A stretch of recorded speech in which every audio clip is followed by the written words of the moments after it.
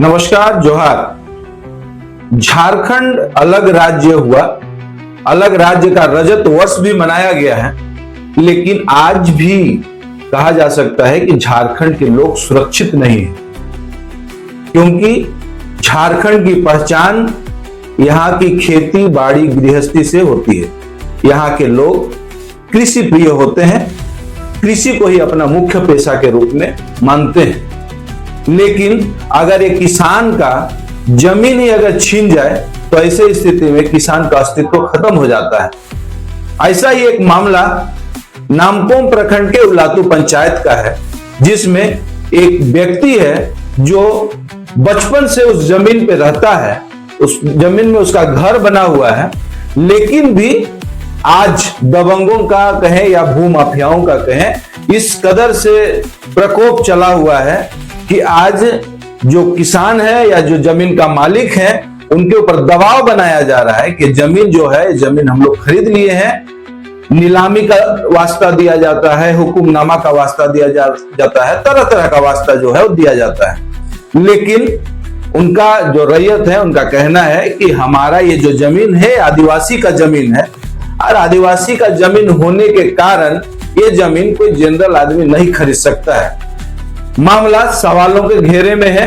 हालांकि देखना ये होगा कि सबसे बड़ा सवाल यहाँ पे उत्पन्न होता है कि एक आदिवासी का जमीन, सरकार कहती है कि आदिवासी है, आदिवासी का जमीन सुरक्षित है, और आदिवासी का जमीन जनरल नहीं खरीद सकते हैं। अगर आदिवासी का जमीन आदिवासी भी अगर खरीदते हैं तो आदिवासी का जमीन खरीदने के लिए उनको परमिशन लेना पड़ता है। लेकिन बड़ा चौंकाने वाला मामला जो है यहाँ सामने आता है, जिसमें जो रैयत है उनके द्वारा बताया जा रहा है कि खुद आदिवासी है, और आदिवासी की जमीन जनरल के नाम से कैसे हस्तांतरित होती है, उनका मोटेशन भी होता है। जब वो अंचल कार्यालय जाकर इस मामले का तहकीकात करने का प्रयास करते हैं तो अंचल कार्यालय की तरफ से कहा जाता है कि यहां से इस तरह से कोई गड़बड़ का काम नहीं होता है। लेकिन सबसे बड़ा सवाल यहां उत्पन्न होता है कि अगर अंचल कार्यालय से गड़बड़ नहीं होती है तो आदिवासी की जमीन जनरल के नाम से ट्रांसफर कैसे होता है। आइए सबसे पहले हम लोग आपको दिखाते हैं कि उस व्यक्ति ने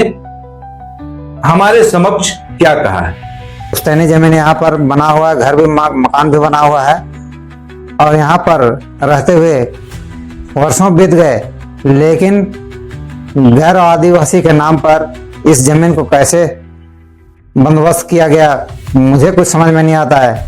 जबकि CNT एक्ट लागू है 1908 में है और हमारा खतियान बना है 1932 में, उसके बावजूद भी 1936-37 में कागज कैसे बन जाता है, दोहरी जमाबंदी, ये समझ में नहीं आता है।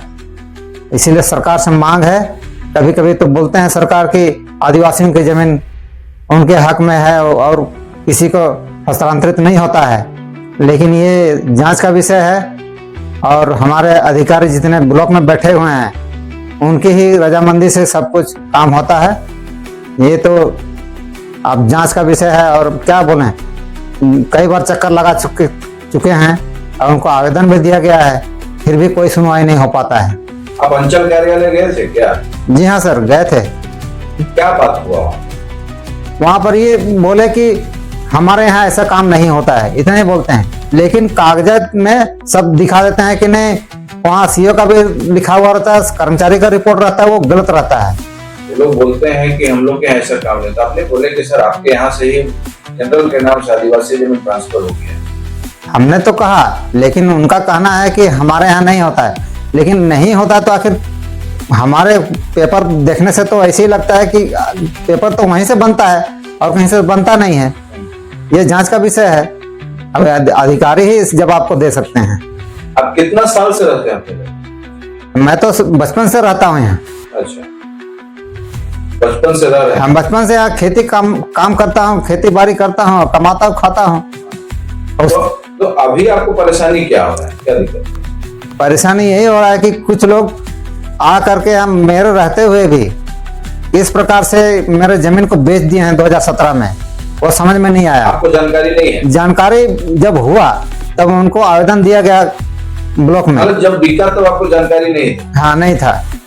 वो लोग अपना फर्जी कागज बनाकर हाँ, फर्जी बनाकर बेच दिया और वो मुझे दिखा रहे थे जाली कागज, जिसमें वो बता रहे थे कि ये हमारा क्या बोलते हैं उसको हुक्मनामा है बोल के। लेकिन मैंने मना कर दिया, ये सही कागज नहीं है, इतना ही बोल दिया मैंने उनको।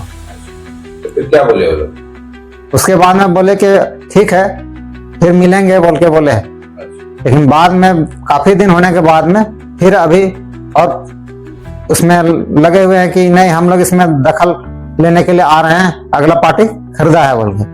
मतलब वो लोग बोल रहे हैं कि हम जमीन बेच दिए हैं, दूसरा पार्टी आएगा। हाँ खरीदे हैं, और दवा बनाया जा रहा है।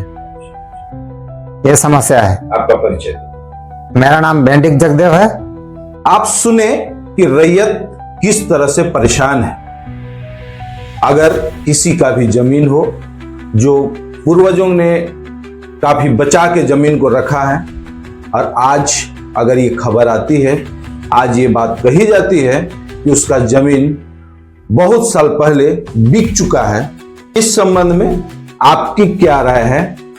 अपना सुझाव जरूर दें ताकि पीड़ित को न्याय मिल सके। अब तक के लिए इतना ही। जोहार।